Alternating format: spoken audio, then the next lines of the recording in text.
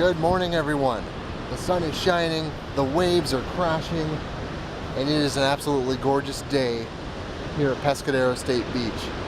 Along Highway 1 in Northern California, this is one of the most scenic ocean drives that you can imagine. It is absolutely beautiful. You can go for miles in either direction and come across scenes like this, and there's an abundance of wildlife out here. So let's go explore, shall we?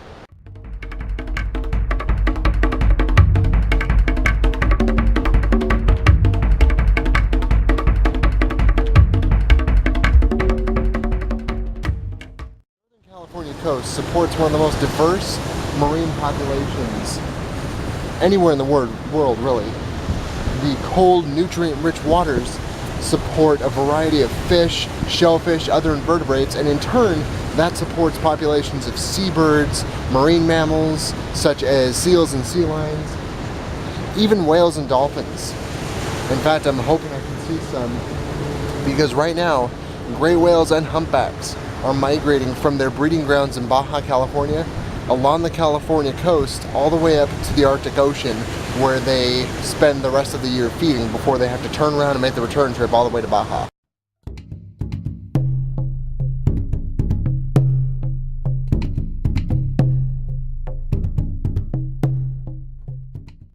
tide pools are an ecosystem all unto themselves. Hey, check it out. Snowy plover. The tide pools, because of all the rocky outcroppings along the California coast, tide pools dot the beaches along Highway 1. And they support a wide range of life. Lots of mollusks like mussels and oysters, as well as various species of crab. Octopus can live in tide pools. And with every changing of the tide, new tide pool nutrients come in that's washed in by the ocean, and that continually supports all the life that lives out here in the intertidal zone. And one word of advice for all you would-be tide pool explorers out there: bear in mind that the ocean really isn't your friend, and he doesn't hold his schedule for anyone. So if you're going out and exploring tide pools, make sure it's low tide, and make sure that if you're trying to get somewhere, that you have a clear way back.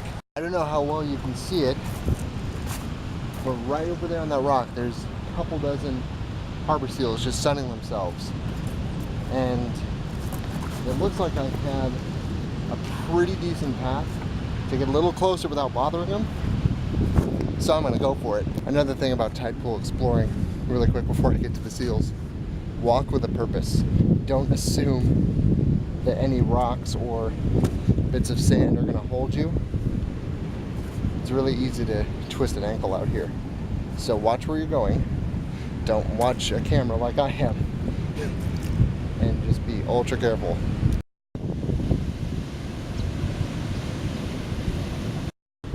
This is about as close as I want to get. Not only for my safety, but I don't want to make the seals feel uncomfortable. I mean, right now I barely have their seal of approval. But there are several adults and juveniles here, and they have been fishing all morning out there in the crazy surf, and now they're just sunning themselves. Harbor seals are one of the more common seal species that you'll find in North America. They're are numerous along both coasts, all the way from Southern California up through Alaska, along the Canadian coasts, and on the East Coast from Maine, and they can get down as far south as North Carolina or South Carolina, even Georgia on occasion. But they're awesome little animals. And a lot of them are staring me down right now. So like I said, I'm not going to get any closer. Don't want to bother them. They don't deserve that. They're sunbathing. And they quite resemble me sunbathing. So we got a little sea snail right here. He's just chilling on one of the rocks. Now they can anchor themselves onto the rocks and wait for the tides to change. So we're just going to put him back where we found him. And if you'll notice, all these little white specks, they look like they're rocks. They're actually sea anemones. Sea anemones. And these particular ones are called congregated sea anemones because they group together like this and they form colonies. And we'll see if I can find one that's in the water so they're all opened up and look way cooler. All over the rocks in the intertidal zone, you'll find critters like this, the Pacific mussel. And they group together like this, and they anchor themselves to the rocks with little tiny hairs that are similar in tensile strength to steel. And they need those holdfasts because when the waves come crashing down, they don't want to be scattered all over heck and half of, well, the saying is heck and half of Georgia, but heck and half of California in this case. So they use their little holdfast threads to hold onto the rocks, and when the water comes rushing over them, they'll open up and they'll filter nutrients out of the water. And then when the tide goes out, they close up and wait for the cycle to start all over again. Now down here, there are other species of sea anemone, and I can't get that right. God, 29 years on this planet, you'd think I can master that word. Sea anemones down here, and these are common green sea anemone. This is gonna get old, I can tell. Sea anemones. And they're one of the more common creatures you'll find in the tide pools here. They have those little tendrils that come out, and they use that to sting and immobilize prey animals, and then draw it into the center where their mouth is, and they'll eat their catch up. Yeah. I brought my GoPro with me, so let's see if we can't get some cool underwater footage.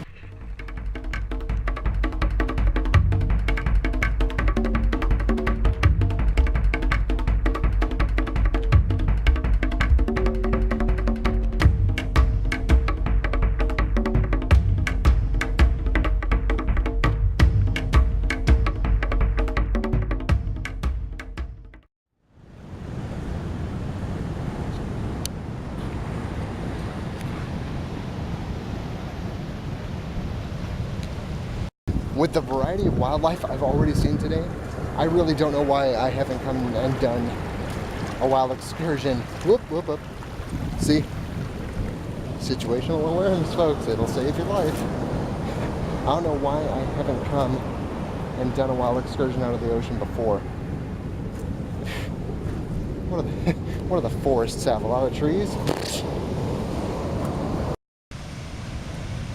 So it's a little hard to see, but that is an oyster catcher bird, and he's patrolling up and down the rocks, looking for mussels and oysters and all those yummy good things that he likes to eat.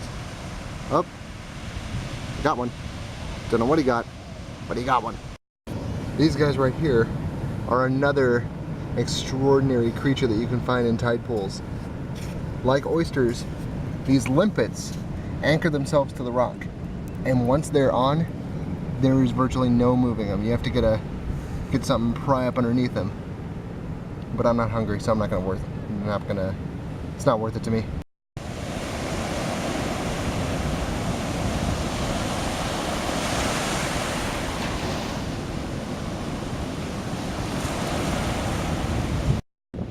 Seagulls. Stop it now. No, in all seriousness, those are herring gulls. I know it looks kind of distorted like that is some mutated seagull, but there's a couple of them there resting from fishing, I guess, or stealing food from tourists and trash cans. You know, whatever. For as much cool stuff as there is here at Pescadero State Beach, though, up and down Highway 1, there is a lot more to see. So let's get in the car and go there. A little further down the south from Pescadero State Beach is Pigeon Point State Park, home to the Pigeon Point Lighthouse. They used to guide ships. There was a very vibrant fishing and whaling industry in this area back around the turn of the 19th century. Those days are long gone. The The lighthouse no longer operates, but this is a state historic park, and you can even rent a hostel here.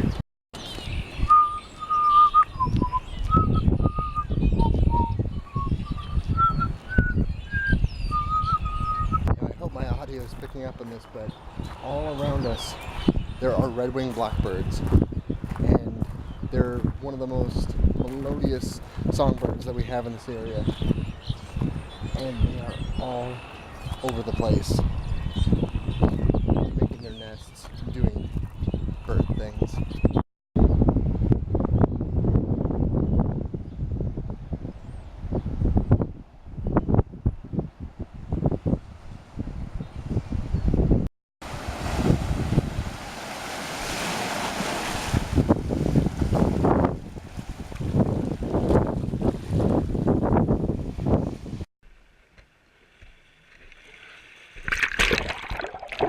As awesome as Pigeon Point is, and as beautiful as this coastline is, there are still more places to see.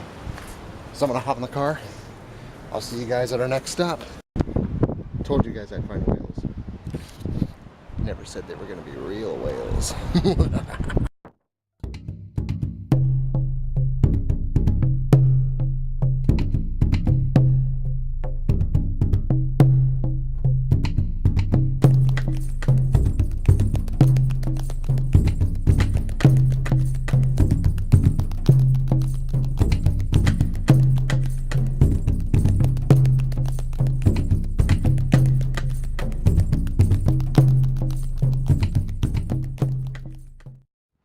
I know I said we had to move on, but we were stopping for the whales.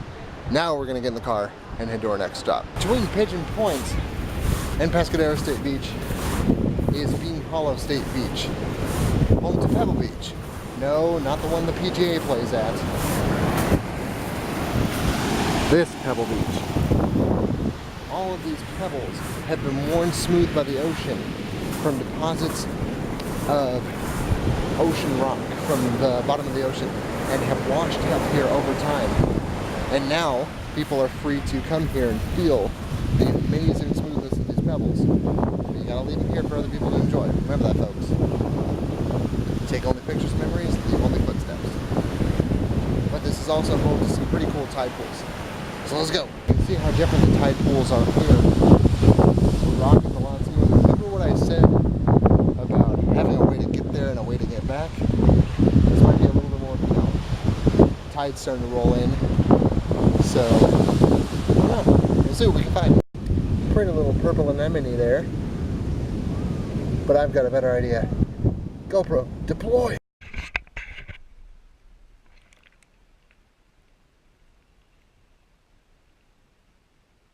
And this, ladies and gentlemen, is about as far as I feel comfortable going in these rocks. You see those waves?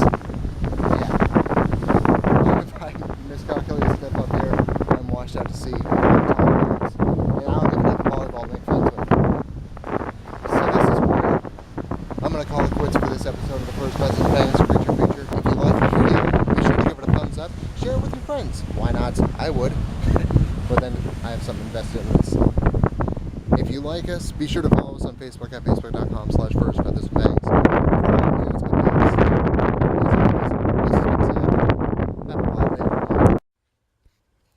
Like First Feathers and Fangs? Want to see more videos from this channel? Be sure to check out the links here for my Creature Feature and Wild Excursion playlists. Be sure to follow us on Facebook at facebook.com/firstfeathersandfangs. And be sure to subscribe for new videos uploaded every week. Well, every week-ish. Time permitting. Have a wild day, everyone.